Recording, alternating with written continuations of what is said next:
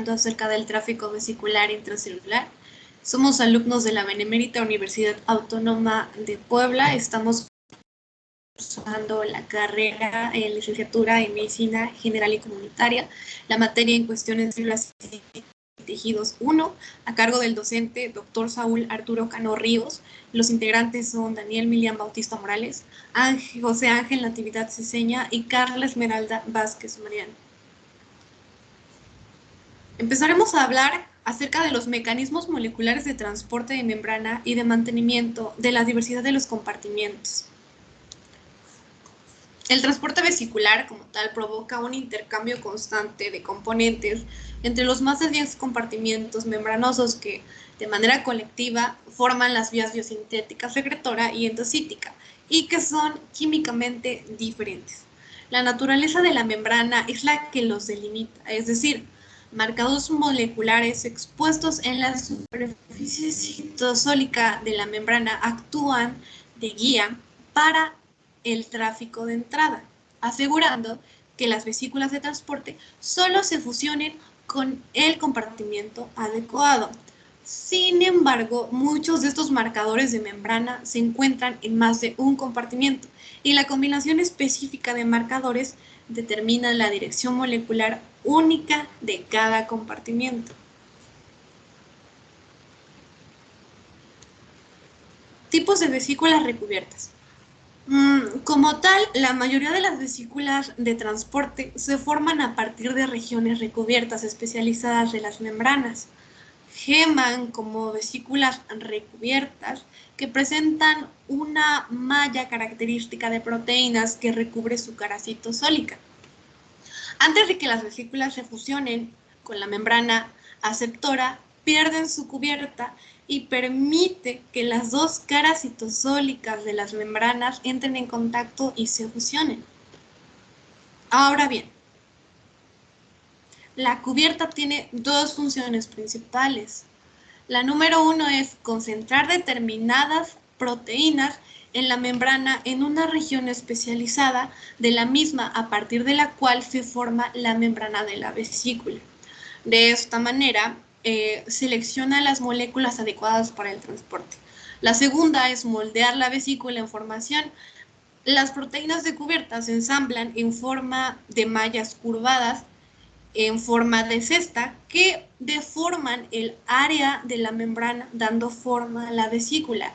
Así, este hecho puede explicar la observación de que las vesículas en el mismo tipo de cubierta tienen un tamaño y forma relativamente similares.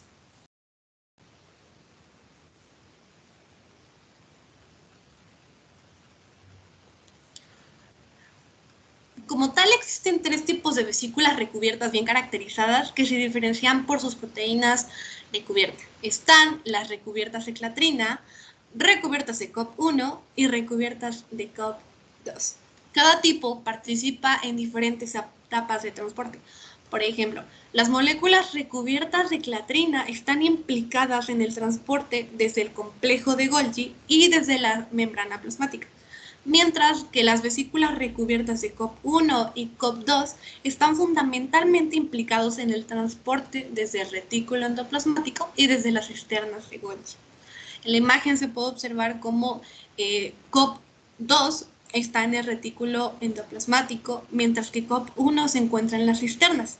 Ahora bien, la clatrina se encuentra en una parte tras Golgi.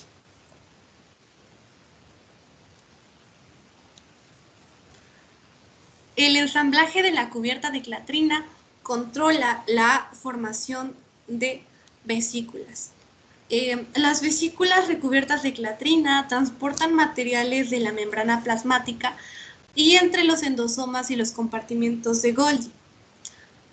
Las vesículas recubiertas de COP1 y las vesículas recubiertas de COP2 transportan materiales en las etapas iniciales de la ruta de secreción. Las vesículas recubiertas de COP2 geman en el retículo endoplasmático, mientras que las vesículas recubiertas de COP1 lo hacen en los compartimientos de Golgi. La proteína mayoritaria de las vesículas recubiertas de clatrina es la propia clatrina.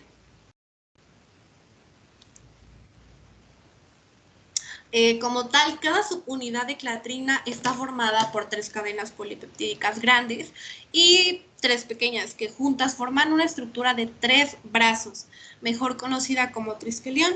Los trisqueliones de clatrina se ensamblan en estructuras convexas formadas por una red de hexágonos y de pentágonos, que son similares a cestos, lo que forman las depresiones recubiertas en la casi totalidad de las membranas. Los trisqueliones de clatrina van a determinar la geometría de la red de clatrina. Ahora bien, las proteínas adaptadoras son otro componente mayoritario de las cubiertas de las vesículas recubiertas de clatrina. Forman una segunda capa discreta de la cubierta que se encuentra situada entre la red de clatrina y la membrana. Unen la cubierta de clatrina a la membrana y atrapan varias proteínas transmembrana, incluyendo a los receptores transmembrana, los también conocidos como receptores de transporte, que se unen aún en el interior de la vesícula a las moléculas solubles a transportar. De esta manera, una serie de proteínas transmembranas seleccionadas junto con proteínas solubles que interaccionan con ellas van a ser empaquetadas a cada nueva vesícula recubierta de clatrina. Y como tal en la imagen se logra observar las represiones recubiertas de clatrina. Y eso es lo que mencioné acerca de los receptores de transmembrana, es prácticamente lo mismo. Continuamos con que no todas las cubiertas forman estructuras de tipo cesta.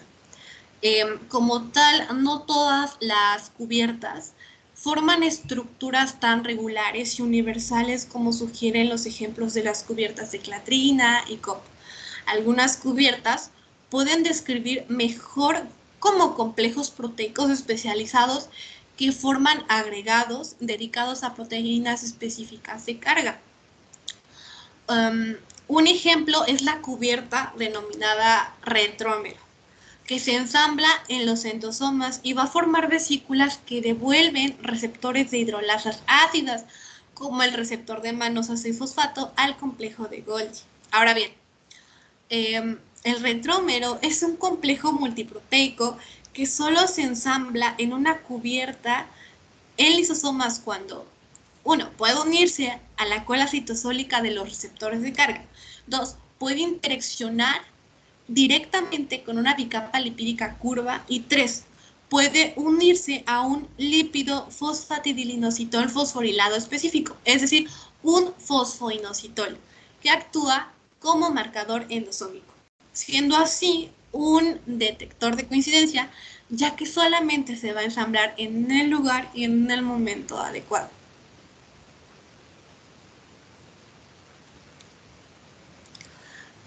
Los fosfoinositoles como marcadores de orgánulos y de dominios de membrana. Los fosfolípidos de inositol van a representar por lo general al menos del 10% del total de fosfolípidos de una membrana, pero tienen importantes funciones reguladoras. Pueden conseguir ciclos rápidos de fosforilación y desfosforilización en las posiciones 3', 4' y 5' del grupo inositol, que producen varios tipos de fosfoinositoles, también conocidos como PIP.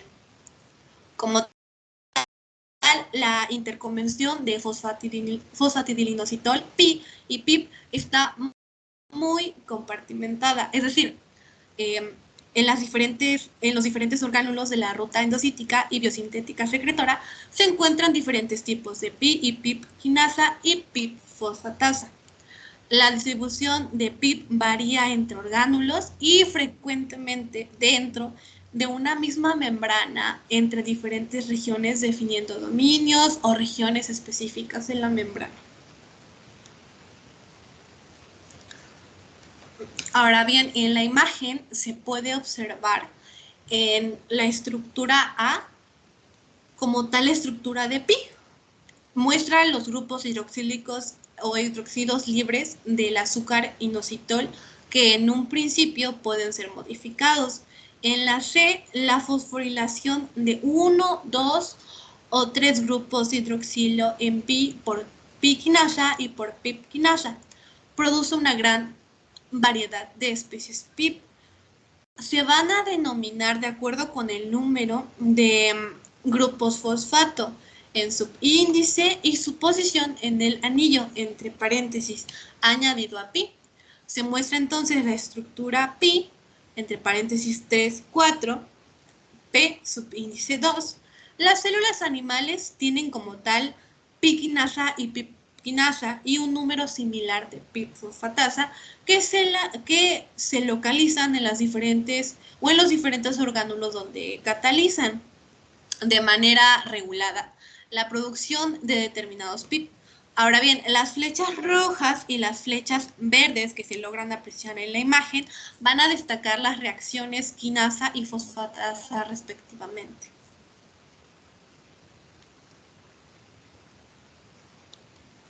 Continuamos con la separación de la vesícula y el desprendimiento de la cubierta son regulados por proteínas citosólicas. Cuando se está formando una vesícula recubierta de clatrina, unas proteínas citosólicas solubles, entre las cuales se incluyen la dinamina, se ensamblan formando un anillo alrededor del cuello de cada una de las vesículas. La dinamina contiene un dominio de unión a pi 4,5 P subíndice 2 que ancla la proteína a la membrana y un dominio GTP-ASA que va a regular la frecuencia a la que las vesículas se separan de la membrana. Ahora bien, en el proceso de separación se aproximan mucho las dos capas no citosólicas en la membrana y se fusionan sellando la vesícula.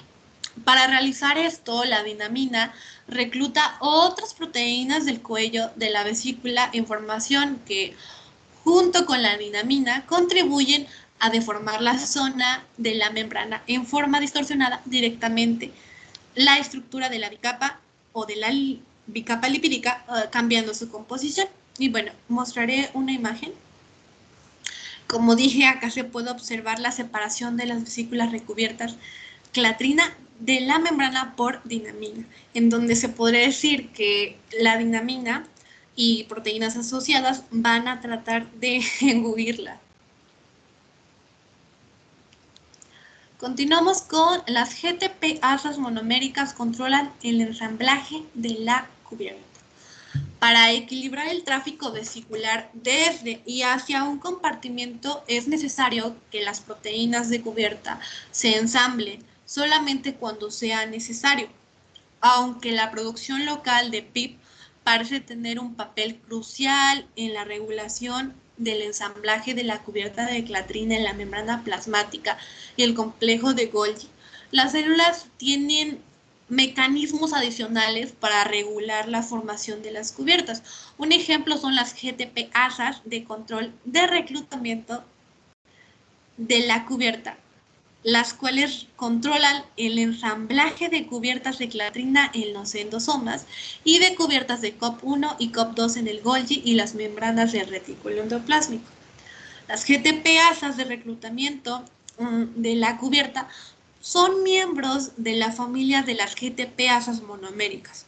Incluyen a las proteínas ARF, responsables tanto del ensamblaje de las cubiertas de COP1 como de clatrina en las membranas de Golgi, y a la proteína SAR1, la cual es responsable del ensamblaje de cubiertas COP2 en la membrana del retículo endoplásmico. Las GTP-asas de reclutamiento de cubierta se encuentran habitualmente a concentración elevada en el citosol en un estado inactivo, unidos a GDP. No todas las vesículas de transporte son esféricas. Las vesículas de transporte pueden tener diferentes formas y tamaños, aunque la formación de vesículas que se produce en diferentes regiones de la célula tienen muchos elementos en común. A cada una de las membranas celulares presenta ciertas particularidades. Por ejemplo, la membrana plasmática es relativamente plana y rígida debido a su riqueza en colesterol y a la presencia de un citoesqueleto cortical. En este caso, las cubiertas de clatrina tienen que producir fuerzas considerables para introducir una curvatura. Sin embargo, en muchas membranas intracelulares, la formación de vesículas se produce en regiones que ya están curvadas, como el borde de las cisternas de Golgi o el final de los túbulos de membrana. En este caso, la principal función de las cubiertas será capturar la carga adecuada que deformar la membrana.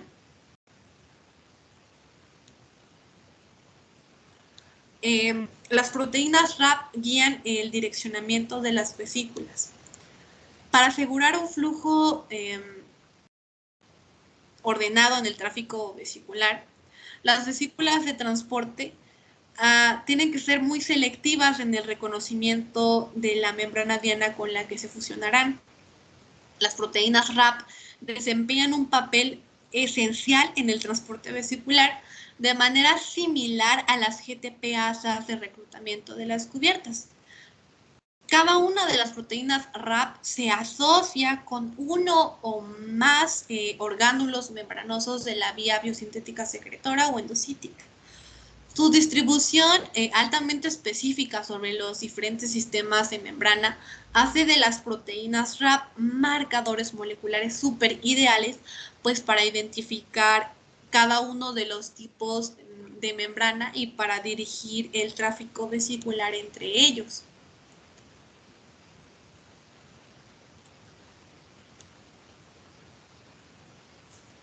En esta imagen podemos observar la localización subcelular de algunas proteínas RAP. Un ejemplo, la RAP1 se encuentra en retículo endoplásmico y complejo de Golgi, a comparación de RAP7, que solamente se encuentra en endosomas tardíos. Entonces ahí se puede observar la diferencia del orgánulo en el cual se encuentra.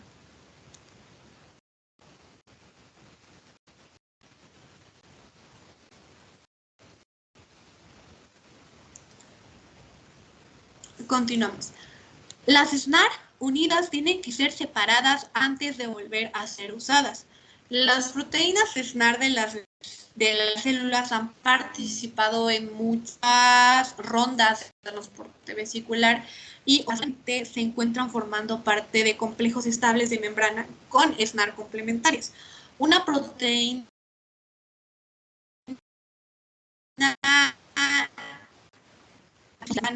y el citosol, catalizando el proceso de desensamblaje, la cual se trata de una ATPasa que utiliza la energía de hidrólisis de ATP para deshacer las uniones estrechas que se forman entre los dominios helicoidales de las proteínas SNAR apareadas. El requisito de reactivación de SNAR mediante NSF para la disociación de los complejos SNAR ayuda a evitar que las membranas se fusionen de forma indiscriminada.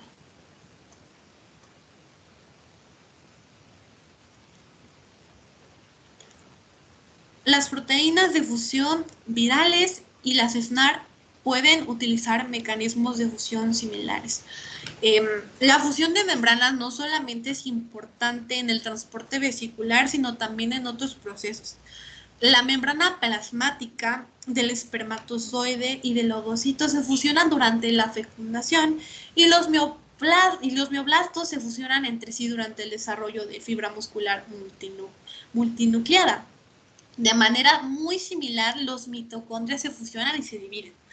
Las fusiones de membrana catalizadas por las proteínas de fusión virales son las mejor conocidas.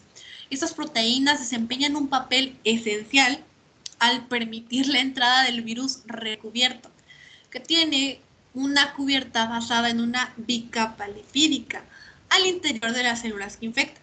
Por ejemplo, los virus como lo son el virus de la inmunodeficiencia adquirida humana o también conocido como VIH, que causa SIDA, se unen a receptores de la superficie celular y fusionan con la membrana plasmática de la célula diana. Continuamos con el tema transporte desde el retículo endoplásmico a través del complejo de Golgi.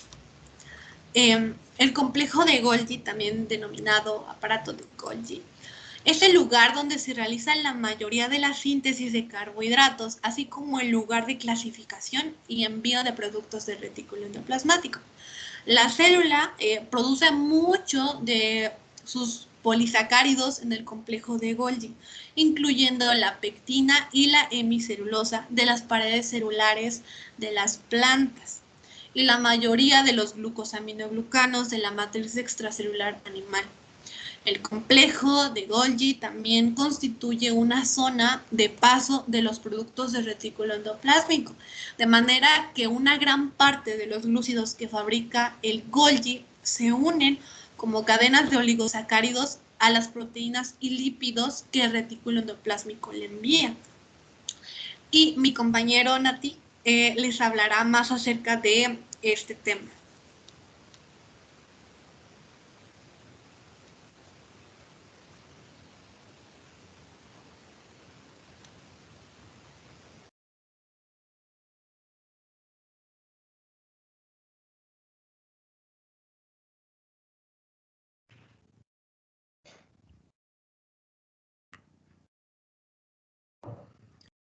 Hola, ¿qué tal? Mi nombre es José Ángel Natividad Ceseña. Continuaremos con el transporte desde el retículo endoplasmático a través del complejo de Golgi, como ya había comentado mi compañera. Las proteínas abandonan el retículo endoplasmático en vesículas de transporte recubiertas de COP2. Las proteínas que han entrado en el retículo endoplasmático y están destinadas al complejo de Golgi o más allá son empaquetadas en pequeñas vesículas recubiertas de COP2. Estas vesículas se forman en regiones especializadas del retículo endoplasmático denominadas lugares de salida del retículo endoplasmático.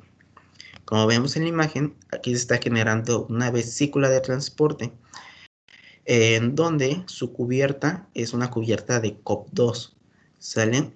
Esta vesícula se va a estar formando en una zona de salida, ¿sale? No se va a generar en cualquier zona del retículo endoplasmático debido a que cuenta con unos marcadores que dan la señal de salida para el receptor de carga, que a su vez se van a asociar para formar nuestra cubierta de COP2. Algunas proteínas transmembrana que actúan como receptores de carga empaquetando algunas proteínas de secreción en las vesículas COP2 son lectinas que se unen a oligosacáridos, por ejemplo, la lectina ERGIC53. Esta lectina está asociada con los factores de coagulación en la sangre. Solo pueden abandonar el retículo endoplasmático las proteínas que están correctamente plegadas y ensambladas. Aquellas que están mal plegadas o ensambladas se quedan en el retículo endoplasmático, donde permanecen unidas a proteínas chaperonas tales como VIP o calnexina.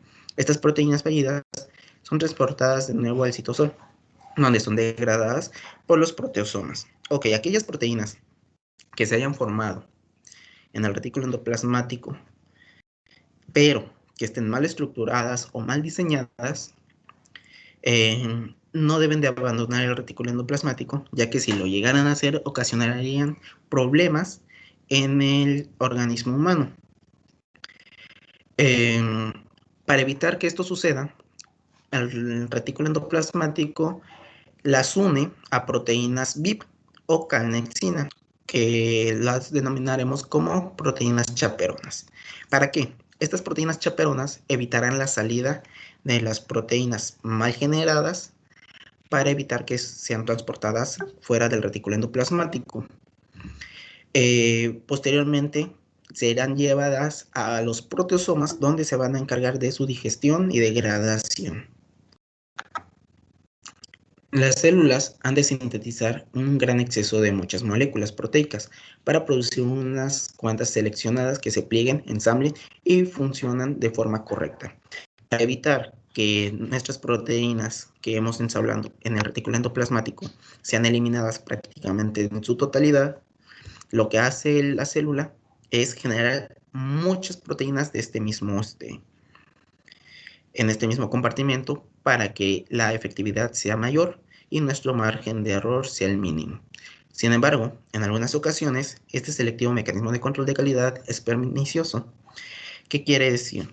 En ocasiones, cuando una proteína Por ejemplo, en la fibrosis quística, la proteína se ensambla, pero se ensambla ligeramente incorrectamente. Aunque esta proteína puede funcionar aún de esta forma, el retículo endoplasmático la va a unir a proteínas chaperonas, lo cual va a evitar que esta proteína salga del retículo endoplasmático y la eliminará. Aunque la proteína sí funcione, el mecanismo de transporte no la va a estar llevando. Por ende, se va a desarrollar la patología de fibrosis quística. Y pues esto más que nada es un error de nuestro propio organismo por este selectivo mecanismo de control. Ok, continuamos con los agregados tubulovesiculares. Ellos realizan el transporte desde el retículo endoplasmático hasta el complejo de Golgi. Después de que las vesículas de transporte se hayan formado en los lugares de salida del retículo endoplasmático y se hayan desprendido de la cubierta, empiezan a fusionarse entre sí. Como vemos en nuestra imagen, estas vesículas tienen un complejo T-SNAR y B-SNAR, sale cada una. Con la ayuda de la proteína NSF, se fusionan entrelazando sus terminaciones T-SNAR y B-SNAR. Cada vez se entrelazan más y más fuerte hasta que finalmente se realiza una fusión homotípica de membrana. A esta fusión homotípica de membrana se le denomina agregado túbulo vesicular. Estas agrupaciones forman un nuevo compartimiento que está separado del retículo endoplasmático y que carece de muchas de las proteínas que actúan en el retículo endoplasmático. Este compartimiento se forma constantemente y actúa como un contenedor que lleva material desde el retículo endoplasmático hasta el complejo de Golgi. En otras palabras, podríamos considerar a nuestros agregados tubulovesiculares como un mecanismo o un puente entre el retículo endoplasmático y el complejo de Golgi.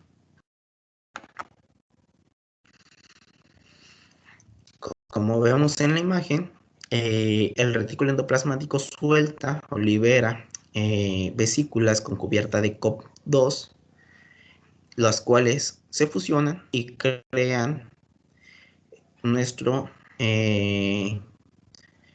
agregado túbulo vesicular, ¿vale? Este agregado túbulo vesicular bien puede seguir avanzando y puede enviar proteínas al complejo de Golgi, a su red cis. O en dado caso también puede devolver proteínas con cubierta de COP1 nuevamente al retículo endoplasmático, ¿sale? Estos agregados tubulovesiculares son bidireccionales, pueden ir tanto de vuelta como de ida.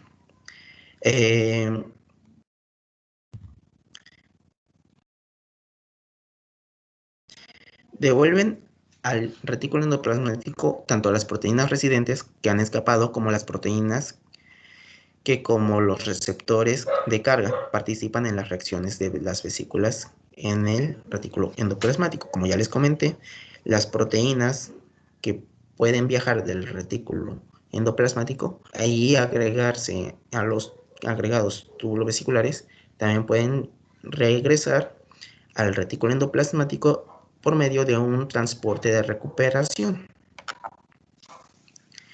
La vía de recuperación del retículo endoplasmático utiliza señales de clasificación. Para devolver las proteínas de nuevo al retículo endoplasmático depende de señales de recuperación. Por ejemplo, las proteínas de membrana residentes en el retículo endoplasmático contienen señales que las unen directamente a las cubiertas de COP1, empaquetándose por tanto en vesículas de transporte COP1 para la entrega retrógrada al retículo endoplasmático. Algunas de las proteínas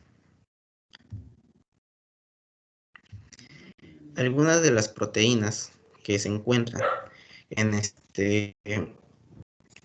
o que se utilizan para la recuperación son aminoácidos que van a funcionar como la señal para devolver las proteínas. El código de estos aminoácidos va a ser una unión de dos lisinas con otros dos aminoácidos cualquiera. En expresión de configuración de aminoácidos se va a denominar con la letra K a las lisinas y con la letra X a cualquier otro aminoácido. Como vemos, el código sería KKXX.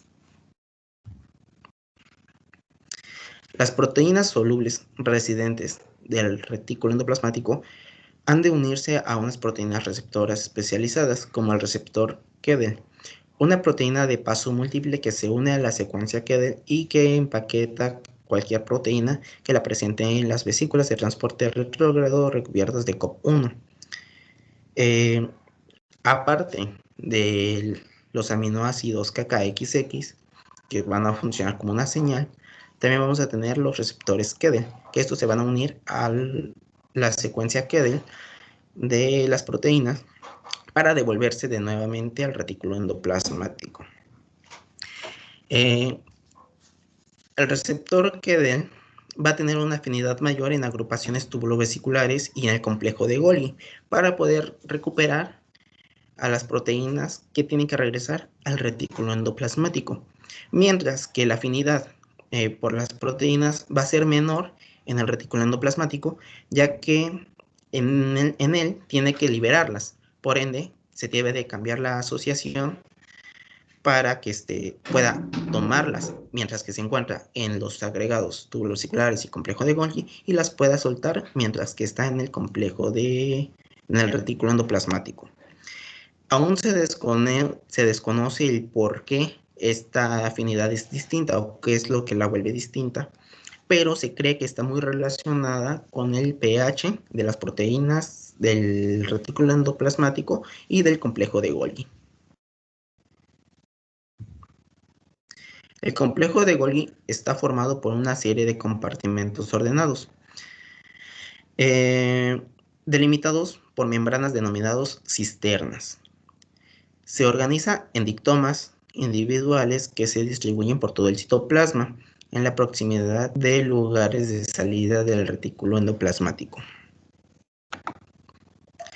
Cada uno de los citosomas de Golgi tiene dos características distintas: una cara cis o una cara de entrada y una cara trans o cara de salida.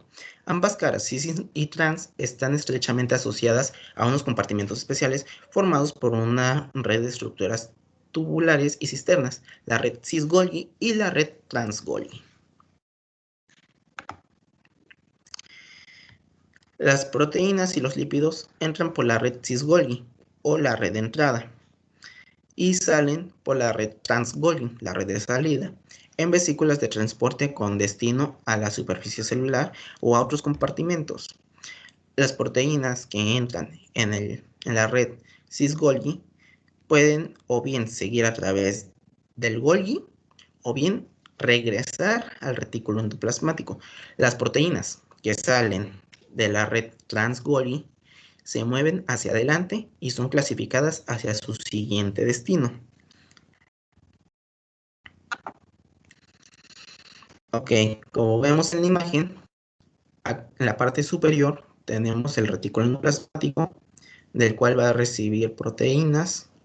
Estas proteínas van a entrar por la red del Golgi cis, y si estas proteínas están correctamente estructuradas, correctamente formadas, continuarán a la cisterna cis, a la cisterna media, a la cisterna trans, a la red trans-Golgi y finalmente saldrá de ella para dirigirse a lisosomas, membrana plasmática o vesículas de secreción, dependiendo del caso y del tipo de proteína. En el caso de que la proteína venga del retículo endoplasmático y esté mal formada, en la red cis-Golgi se va a clasificar. Una vez clasificada, al detectar que está mal formada, va a ser regresada a través de vesículas al retículo endoplasmático para volver a configurarla para que esté elaborada correctamente. Como vemos en la imagen, la red cis-Golgi tiene una cubierta membranosa en su parte superior, mientras que las cisternas son más lisas y parece como una pila una sobre otra. A esto se le conoce como un apilamiento de cisternas, mientras que la red del trans-Golgi, igual que la del cis-Golgi, tiene una cubierta más membranosa, que es su cubierta de salida. Las cadenas de oligosacáridos son procesadas en el complejo de Golgi. Las proteínas residentes del complejo de Golgi son todas transmembrana. Dos grandes tipos de N-oligosacáridos, los oligosacáridos complejos y los oligosacáridos ricos en manosa. Los oligosacáridos complejos se forman cuando los N-oligosacáridos originales añadidos en el retículo endoplasmático son modificados y se les añaden nuevos azúcares. Por el contrario, los oligosacáridos ricos en manosa son procesados, pero no se les añaden nuevos azúcares en el complejo de Golgi. El ácido siálico es de especial importancia, pues el único azúcar en las proteínas que presenta una carga negativa. Los proteoglucanos se ensamblan en el complejo de Golgi. Algunas tienen azúcares añadidos a grupos hidroxilo de las cadenas laterales que determinan serinas o treoninas, catalizadas por series de enzimas glucosiltransferasas que utilizan compuestos azúcar nucleótido en el lumen de Golgi, añadiendo residuos de azúcar uno a uno a una proteína.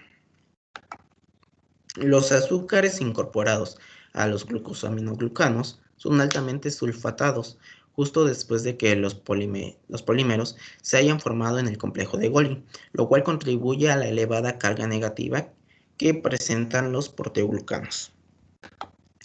Ok, ¿y cuál es el propósito de la glucosilación? La N-glucosilación contribuye al plegamiento de las proteínas de dos maneras. Uno, facilita la solubilidad de los intermediarios de plegamiento y evita de ese modo su agregación. Y dos, da modificaciones secuenciales de los N-oligosacáridos, establece un glucocódigo que determina la progresión del plegamiento y la unión de proteínas chaperonas. Como ya sabemos, los glucosacáridos nos van a ayudar para la estructura de las proteínas. Como ya habíamos comentado, una proteína que esté mal formada no va a ser aceptada. Entonces los azúcares en este caso nos van a ayudar a que se cree un glucocódigo, un código específico que le va a decir a nuestra proteína cómo debe de ensamblarse y cuál debe de ser su forma estructural. Recordemos que las proteínas, de acuerdo a su forma, también van a ser sus funciones. Entonces, para esto nos sirve la glucosilación. Además de que va a ayudar a la solubilidad de nuestras proteínas de los intermediarios de plegamiento. Como ya comentamos, va a ayudar para la formación correcta de las proteínas. El transporte a través del complejo de Golgi se lleva a cabo mediante transporte vesicular o maduración de cisternas. Ok, aquí hay dos teorías que pueden explicar el transporte que lleva el complejo de Golgi. Una de estas teorías es el modelo de transporte vesicular. ¿Qué nos dice? El modelo de transporte vesicular dice que del retículo endoplasmático, el que tenemos a la izquierda, van a salir sus vesículas que van a conformar nuestro agregado túbulo vesicular, que a su vez va a enviar vesículas hacia nuestra red cis-Golgi, la cual lo va a recibir posteriormente. Como vemos en la parte superior de la imagen, va a excretar vesículas para que esta vesícula viaje de la red cis-Golgi al siguiente dictiosoma o cisterna. De esta forma va a ir avanzando uno a uno hasta que finalmente llegue a la red trans-Golgi y de aquí se ha excretado para que vaya de acuerdo a su propósito de la proteína, de alguna zona diferente. A su vez también puede regresar las vesículas al retículo endoplasmático. Este modelo nos dice que entonces el complejo de Golgi es un organelo adinámico. ¿Qué quiere decir esto? Que no se mueve, que es estático, ¿vale? En comparación a la teoría de maduración de cisternas. En el modelo de maduración de cisternas nos dice que del retículo endoplasmático se generan las vesículas que generan agregados túbulo-vesiculares, que a su vez este agregado túbulo-vesicular se va a ir incorporando a la red cis-Golgi hasta reemplazarla. Esta red cis-Golgi va a llevar un proceso de maduración y se convertirá en nuestro cis media, en las cisternas, en nuestro dictiosoma medio. Y así seguirá madurando cada vez que se vayan madurando el anterior, y va a ir avanzando progresivamente, ¿sale? Hasta que se convierta en nuestra red trans-Golgi. Este modelo nos da a pensar que el complejo de Golgi, a diferencia del anterior, es un complejo dinámico, que quiere decir que se mueve, que va cambiando y va cambiando poco a poco, de acuerdo a cómo va recibiendo agregados túbulo-vesiculares o vesículas en sí. Las proteínas de la matriz del complejo de Golgi organizan el dictiosoma. Algunas de las proteínas de la matriz forman cordones largos filamentosos que parece que ayudan a mantener las vesículas de transporte en la proximidad del orgánulo. Cuando una célula se prepara para dividirse, las proteínas quinasa mitóticas fosforilan las proteínas de la matriz del Golgi, provocando la fragmentación y dispersión del complejo por el citosol. Ok, las proteínas que se encuentran en la matriz del complejo de Golgi se van a fosforilar. ¿Para qué? La finalidad de que se fosforilen es que se genere una separación entre estas para que podamos separar al complejo de Golgi en dos células, generar dos complejos de Golgi, que posteriormente se van a regenerar y generaría más complejos de Golgi en el citosol. Ok, entonces los fragmentos de Golgi son distribuidos de forma uniforme entre las dos células hijas. Podríamos quitar un poco este término de hijas, ya que ambas salen de la misma célula, pero no es una descendencia, sino una división, donde las proteínas de matriz son desfosforiladas, permitiendo el ensamblaje de complejos de Golgi. Como ya habíamos comentado en el proceso anterior, fosforilamos a las proteínas de la matriz del complejo de Golgi, y ahora que ya necesitamos que cada una se una y genere uno nuevo, las vamos a volver a desfosforilar, ¿sale? Para que ahora permitamos el ensamblaje de cada uno de los nuevos complejos de Golgi. Ok, continuaremos con el transporte desde la red del trans-Golgi a los lisosomas. Como vemos en la imagen, hemos hablado del retículo endoplasmático, el complejo de Golgi, y ahora hablaremos del complejo de Golgi al endosoma tardío y de este a los lisosomas. Los lisosomas son el lugar principal de digestión intracelular. Contienen alrededor de 40 tipos de enzimas hidrolíticas, entre las que se encuentran proteasas, nucleasas y glucosidasas, lipasas, fosfolipasas, fosfatasas y sulfatasas. Todas ellas son hidrolasas ácidas. Todas estas hidrolasas ácidas va a hacer que el pH de los lisosomas sea muy ácido. Va a tener un pH muy bajo, lo cual va a ayudar para la digestión de las proteínas. Ok, una ATPasa de hidrógeno vacuolar situada en la membrana del lisosoma utiliza la energía de la hidrólisis de ATP para bombear iones de hidrógeno al interior del lisosoma, manteniendo así el lumen de un pH ácido. Como vemos, el citosol va a tener un pH de 7.2, mientras que el pH del lisosoma va a ser un pH extremadamente ácido de 5. Va a contener las hidrolasas ácidas y lo que va a mantener la regularidad de esta acidez va a ser una bomba de hidrógeno, la cual va a utilizar un ATP, lo va a desfosforilar y durante el proceso va a obtener ADP más un grupo fosfato, que a su vez nos van a brindar un ion hidrógeno que va a ir hacia adentro del lisosoma para seguir regulando el pH ácido y mantenerlo en este valor de un pH de 5. Los lisosomas son heterógenos.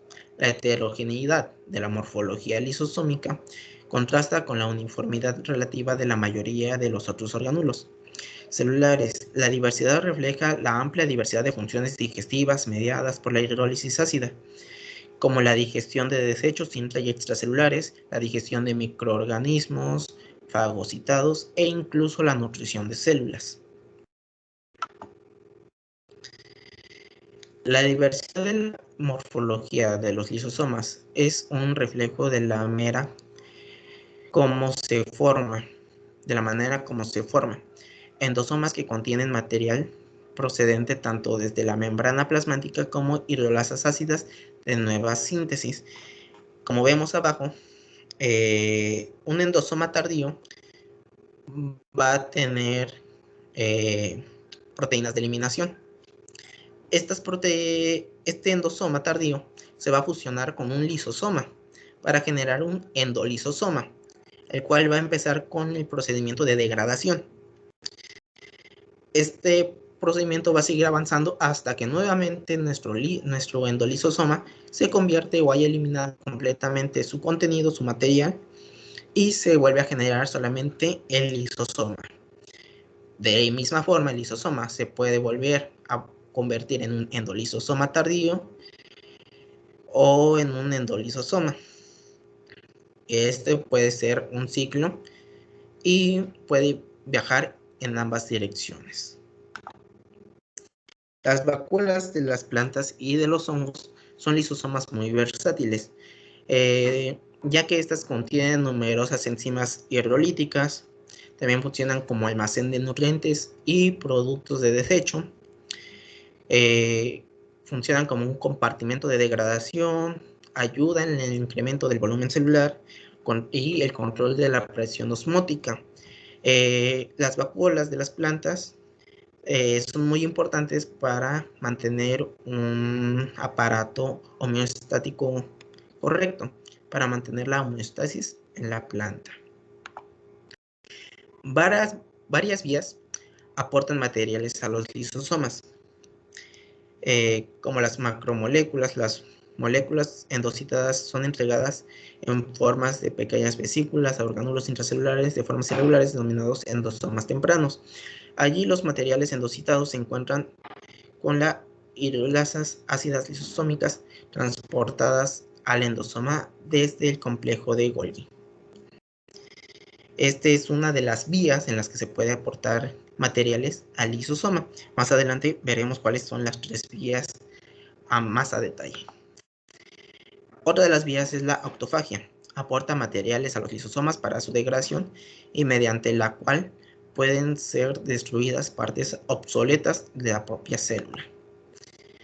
La autofagia se divide en 4 etapas: la nucleación y extensión de una membrana en una estructura en forma de U que delimita una porción.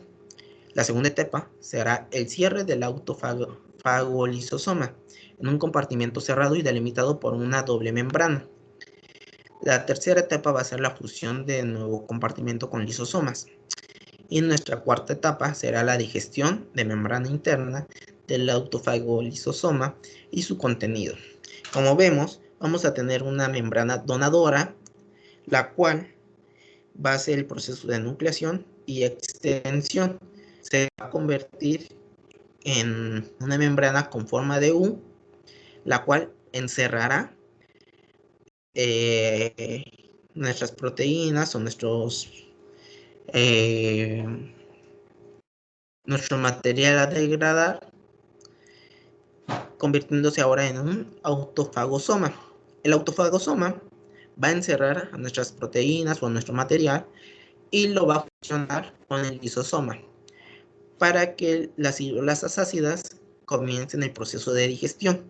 Una vez iniciado el proceso de digestión, el material encontrado en el autofagosoma se va a degradar y se va a destruir para posteriormente dar paso nuevamente a un lisosoma que va a estar preparado nuevamente para volverse a fusionar y volver a iniciar el proceso de degradación.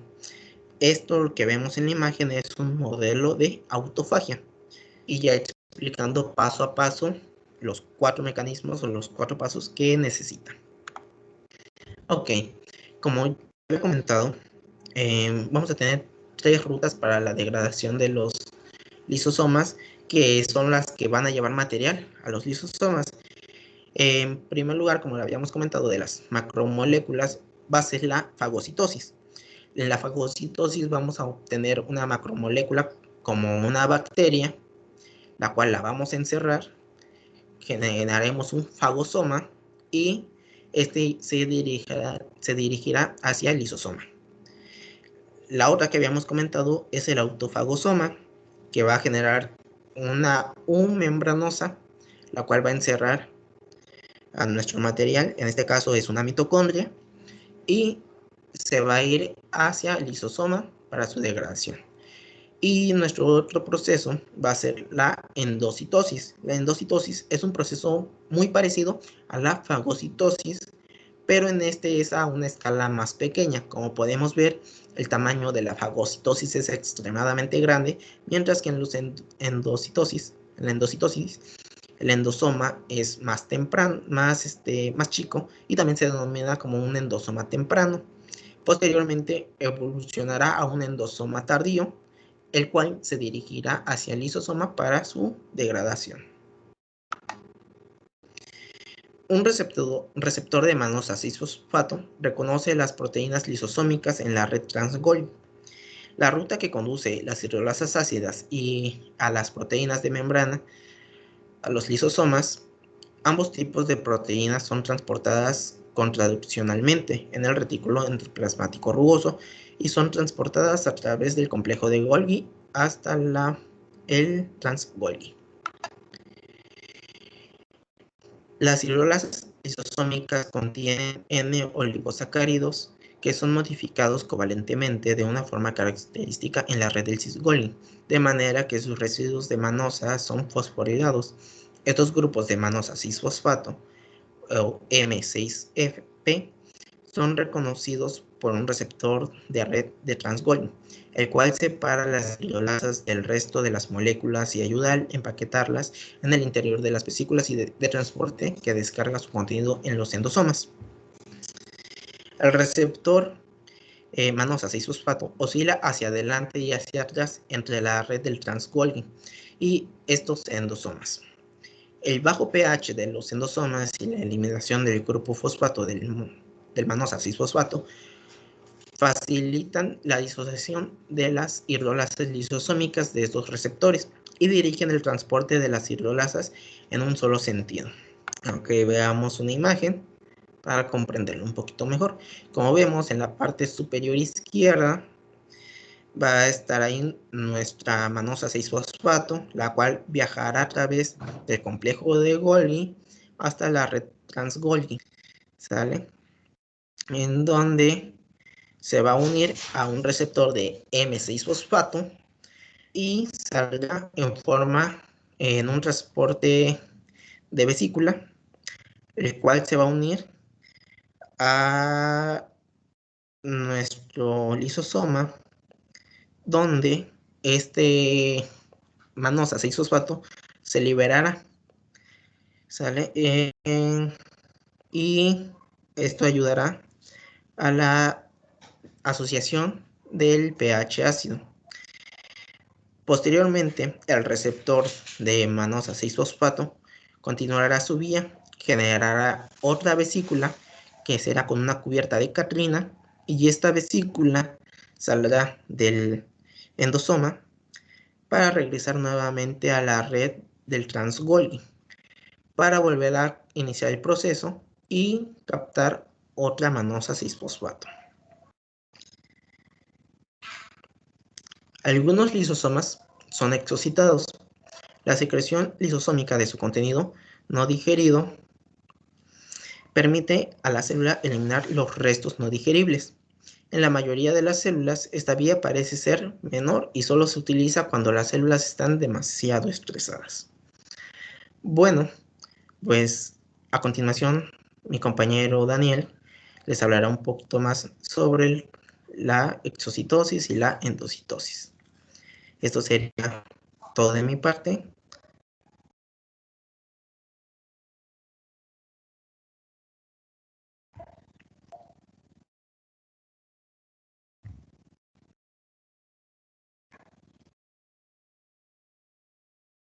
Interior de la célula de la membrana plasmática.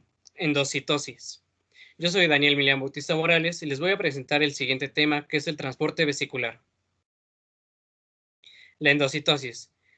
Son las formas o las rutas que llevan hacia los lisosomas. Desde la superficie celular empiezan con la endocitosis, mediante el cual las células captan macromoléculas, sustancias particulares y, en casos especiales o específicos, otras células. En este proceso, el material que va a ser ingerido está rodeado progresivamente por una pequeña porción de la membrana plasmática, que primero se invagina y luego se va a estrangular, formando una vesícula endocítica, así conteniendo lo que es el material o la partícula ingerida. Tenemos dos tipos de endocitosis, la fagocitosis y la pinocitosis. En la fagocitosis es en el que se ingiere partículas grandes mediante grandes vesículas llamadas fagosomas. La pinocitosis ingiere fluidos y solutos vía pequeñas vesículas pinocíticas. La fagocitosis es una forma especial de endocitosis en el cual se utilizan grandes vesículas denominadas fagosomas. Las grandes partículas atrapadas en los fagosomas son las que se llevan hacia los lisosomas. Al ser degradados, estos productos en procesos digestivos posteriores pasan a lo que es al citoplasma, donde son utilizados como alimento. En los mamíferos podemos encontrar varios tipos de fagocitos profesionales. En este caso, dos, los cuales son los glóbulos blancos, macrófagos y neutrófilos. Mientras que en las vesículas endocíticas implicadas en la pinocitosis son más pequeñas. La fagocitosis es un proceso regulado y la pinocitosis es un proceso constitutivo. Los agentes desencadenantes de la fagocitosis son los anticuerpos. Estos anticuerpos nos protegen contra los microorganismos infecciosos, hundiéndose a la superficie y formando una cubierta en la región de las colas de los anticuerpos que se hayan expuestas al exterior de esta región de las colas. Es el denominado fragmento Fc.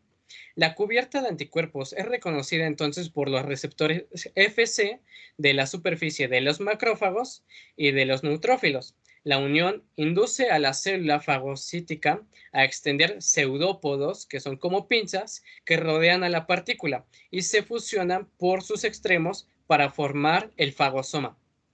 Por acción de la que es la PI3 quinasa, es cómo se lleva a cabo el proceso de encierramiento de la partícula. Así es necesaria esta enzima para lograr el proceso. Las vesículas de pinocitosis se forman en la membrana plasmática. Por lo general, la parte endocítica de este ciclo empieza en regiones especializadas de la membrana plasmática, llamadas depresiones recubiertas de clatrina. No todas las vesículas están recubiertas de clatrina.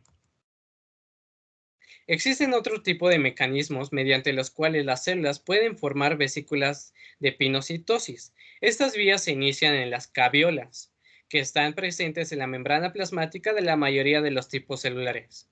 Su proteína estructural mayoritariamente de las caviolas son las caviolinas. Las caviolas se separan de la membrana gracias a la dinarnina, liberan su contenido posteriormente. Las células utilizan la endocitosis mediada por receptor para importar macromoléculas extracelulares seleccionadas. El proceso de endocitosis mediada por receptor, las macromoléculas se unen a receptores transmembrana complementarios de la superficie celular, en el cual se acumulan depresiones revestidas y entran en la célula en forma de complejos receptor macromoleculares en vesículas recubiertas de clatrina.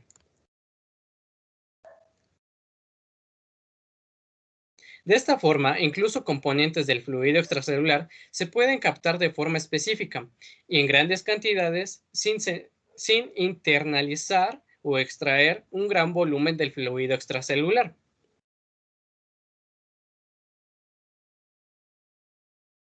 Muchas células animales captan lo que es el colesterol por la endocitosis mediante receptores y así adquieren la mayor parte del colesterol que necesitan para la síntesis de las membranas. Cuando las células necesitan colesterol para la síntesis de membranas, se producen proteínas receptoras de LDL y las inserta a la que es a la membrana plasmática, así siendo de transmembrana. Una vez que la membrana los receptores de LDL difunden hasta asociarse con depresiones revestidas de clatrina que se hallan en procesos de formación, se encuentra ya insertado lo que es este receptor. El material endocitado, que no es recuperado por los endosomas, termina en los lisosomas. Las moléculas trazadoras aparecen en un minuto en los endosomas tempranos, justo por debajo de la membrana plasmática. Después de entre 5 y 15 minutos se desplazan a los endosomas tardíos, cerca de los complejos o del complejo del Golgi y del núcleo. Los materiales endocitados se mezclan en los endosomas tempranos con hidrolasas lisosómicas recién sintetizadas y es probable que acaben en los lisosomas. Determinadas proteínas son recuperadas de los endosomas tempranos y vueltas a la membrana plasmática. El destino de los receptores y de algunos ligandos unidos a ellos varían según el tipo de receptor que se trate. La mayoría de los receptores son reciclados y vuelven al mismo dominio de la membrana plasmática, de donde son o de donde proceden. Algunos viajan a lo que es el dominio de membrana plasmática a diferentes mediante lo que es la transistosis y algunos se dirigen a lisosomas donde son degradados. Aquí podemos encontrar cómo es el proceso de la endocitosis de LDL mediante lo que es un receptor. El receptor se puede decir que son como las pincitas azules que se muestran aquí, que son transmembrana y se encuentran en la membrana plasmática y se van uniendo a lo que es a las cubiertas de clatrina, a lo que es el proceso. De ahí posteriormente se acercan a la que es al endosoma temprano, del endosoma temprano lo separa para que estos vuelvan hacia lo que es a la membrana plasmática y vuelvan a iniciar este ciclo para ser reutilizables o se llaman de reciclaje. Así de esta forma el LDL ya posteriormente se va a lo que es a los lisosomas para ser degradado por lo que son enzimas hidrolíticas y así quedar libre lo que es el colesterol para la biosíntesis de membranas. La transistosis es el transporte de transmoléculas a través de monocapas de células epiteliales. Algunos receptores de superficie de las células polarizadas epiteliales transportan específicamente moléculas de un espacio extracelular a otro mediante transistosis. La vía transistótica que va desde los endosomas temprano hasta la membrana plasmática no es directa. En primer lugar, los receptores se desplazan desde los endosomas tempranos a un compartimiento endosómico intermedio, a lo que es el endosoma de reciclaje. Lo que es el endosoma de reciclaje es una estación de paso de la vía transistótica, de modo que las células pueden ajustar sus necesidades de flujo de proteínas a través de la ruta transistótica.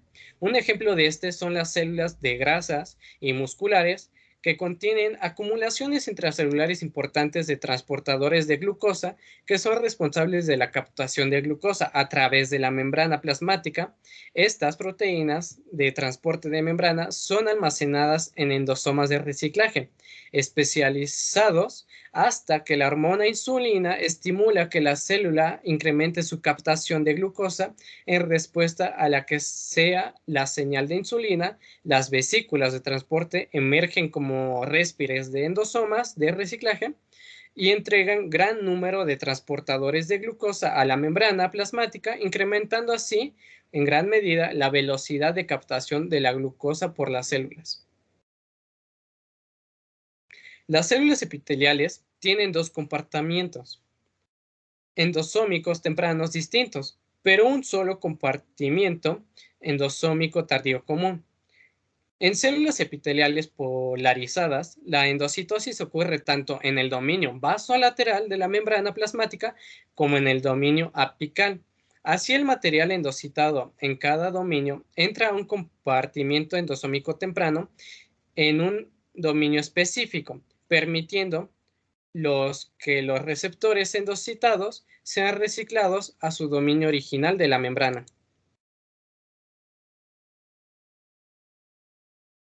Aquí se muestra cómo se ve lo que es el dominio apical y el dominio basolateral.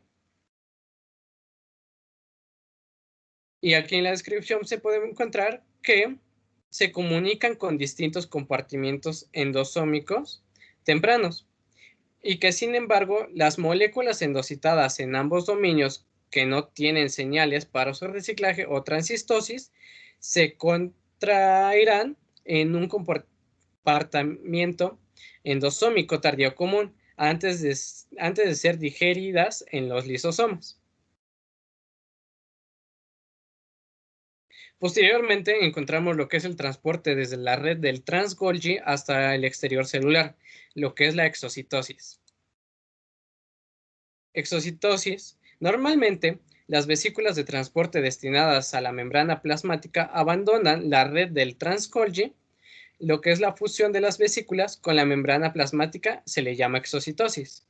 Y esta va por ruta constitutiva o ruta regulada. Todas las células necesitan de una ruta secretora constitutiva, ya que es constantemente, pero también existe una ruta secretora regulada, que se encuentra sobre todo en células especializadas que secretan rápidamente productos cuando son necesarios, como lo son hormonas, neurotransmisores o enzimas digestivas.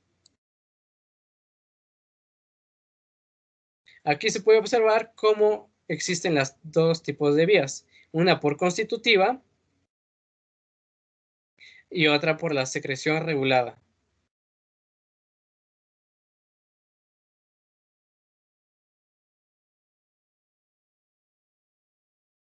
El transporte desde la red de trans-Golgi hacia el exterior de la célula, por lo que es exocitosis.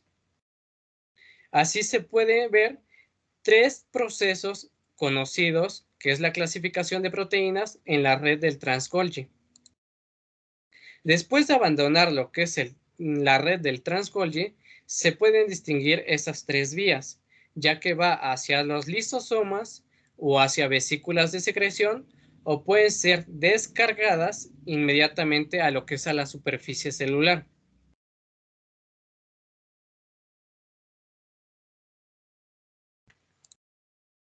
Las vesículas secretoras emergen por gemación desde la red del trans-Golgi.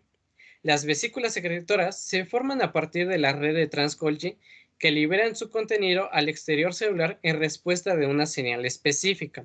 Las vesículas de secreción contienen proteínas de membrana especiales, algunas de las cuales pueden actuar como receptores, uniendo el material agregado a lo que es a la red del trans-Golgi.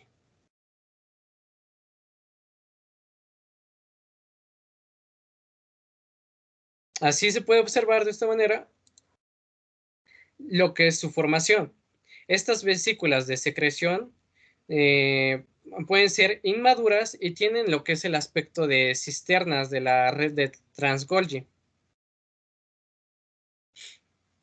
Así se van dilatando, se van separando hasta lo que, bueno, se separan de lo que es del dictiosoma. A medida que las vesículas van madurando, pueden fusionarse a lo que son a otras y sus contenidos se concentran. Y es a consecuencia de tanto la respuesta, bueno, de esta respuesta como su recuperación continua de la membrana, que es reciclada hacia los endosomas tardíos y lo que es a la red trans-Golgi, como su acidificación progresiva por el incremento de la concentración en la membrana de la vesícula, por lo que son bombas de hidrógeno impulsadas por lo que es el ATP. Las vesículas de secreción esperan cerca de la membrana plasmática hasta que una señal les haga liberar su contenido. Las vesículas que contienen materiales para liberación constitutiva se fusionan en cuanto alcanzan a la membrana, mientras que las vesículas de secreción de vía regulada esperan cerca de la membrana hasta recibir una señal de secreción. La activación de estos receptores genera señales intracelulares que a menudo incluyen un incremento transitorio de la concentración de calcio libre en lo que es en el citosol.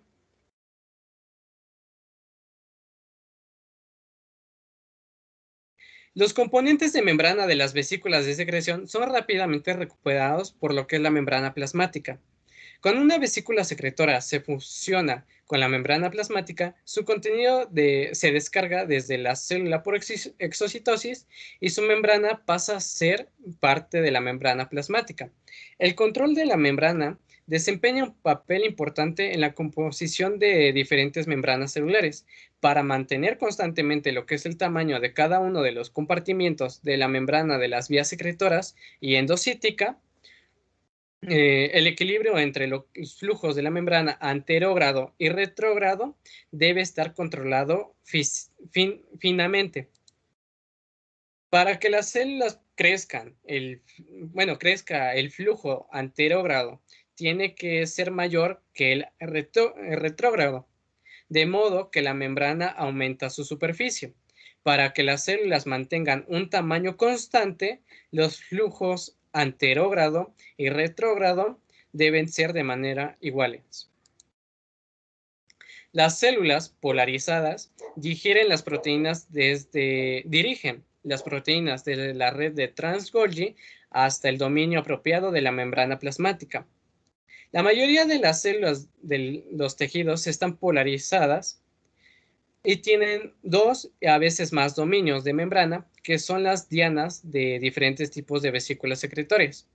Los dos dominios tienen diferente composición proteica.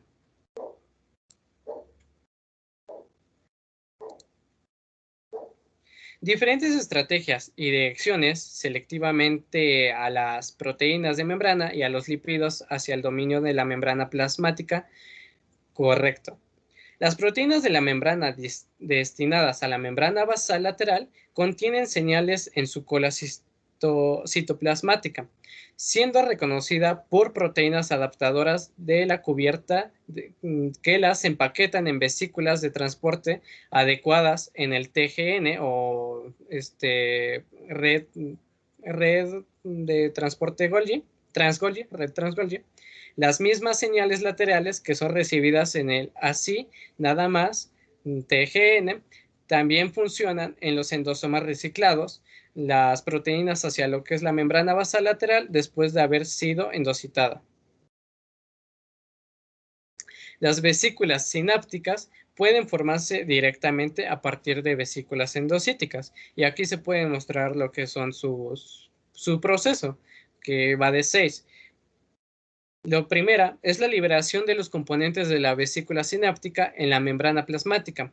Y la segunda, encontramos que la endocitosis de los componentes de la vesícula sináptica que directamente forman a las vesículas. En la tercera, endocitosis de componentes de la vesícula sináptica y la entrega al endosoma. En la 4 es la gemación de la vesícula sináptica desde el endosoma. La quinta, la carga del neurotransmisor a la vesícula sináptica. Y en la sexta es la secreción de neurotransmisores por exocitosis en respuesta a la activación celular. Y bueno, esto creo que sería todo de nuestra parte. Espero lo hayan entendido y cualquier comentario dejen su opinión.